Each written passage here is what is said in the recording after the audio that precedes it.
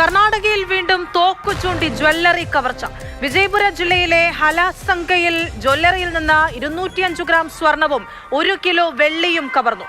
കവർച്ച തടയാൻ ശ്രമിച്ച ജീവനക്കാരനെ കാലിൽ വെടിവെച്ച് വീഴ്ത്തി. പ്രതികളെ പിടികൂടാൻ പ്രത്യേക അന്വേഷണ സംഘത്തെ നിയമിച്ചിട്ടുണ്ട്.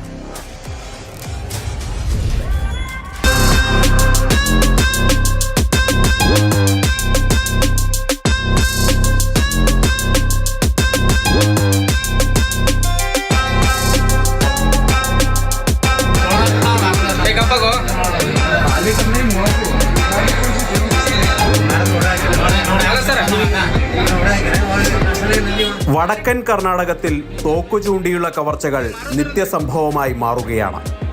അതിന്റെ ഒടുവിലെ ഉദാഹരണമാണ് ഈ ദൃശ്യങ്ങൾ.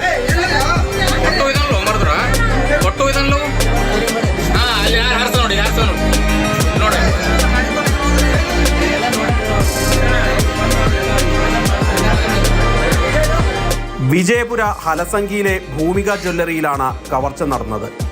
ബൈക്കിലെത്തിയ 2 അംഗ സംഘം മുഖം മൂടി ധരിച്ച് ജ്വല്ലറിക്കുള്ളിലേക്ക് കടന്നു. ഈ സമയത്ത് ജ്വല്ലറി ഉടമ മാത്രമാണ് കടയിലുണ്ടായിരുന്നത്. ഉടൻ തന്നെ തോക്കു ചൂണ്ടി ഉടമയെ ഭീഷണിപ്പെടുത്തി. തുടർന്ന് 205 ഗ്രാം തൂക്കം വരുന്ന സ്വർണ്ണാഭരണങ്ങളും 1 കിലോ വെള്ളിയും കവർന്നു.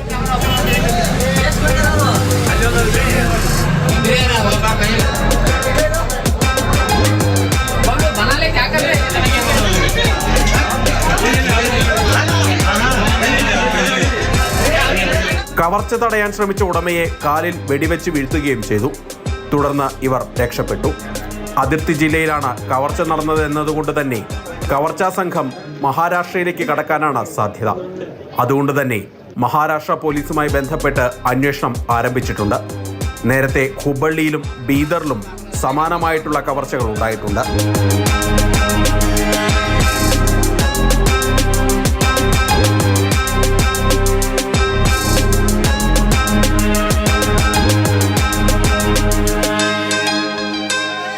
മാതൃഭൂമി ന്യൂസ്, ബംഗളൂരു.